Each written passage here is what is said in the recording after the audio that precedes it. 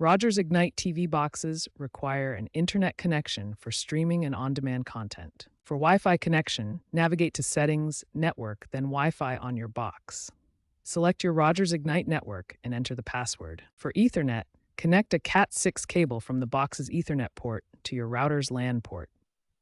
The connection should happen automatically. Ensure your internet plan meets minimum speeds: 25 Mbps for standard definition, 100 Mbps or more for 4K. As of mid-2025, firmware updates support Wi-Fi 6E and 7 standards, reducing buffering in crowded networks. If you experience connectivity issues, first restart your Ignite TV box. For Wi-Fi, check your signal strength and aim for -50 dBm or better. For Ethernet, ensure your router has DHCP enabled. Rogers My Rogers app can help with remote diagnostics.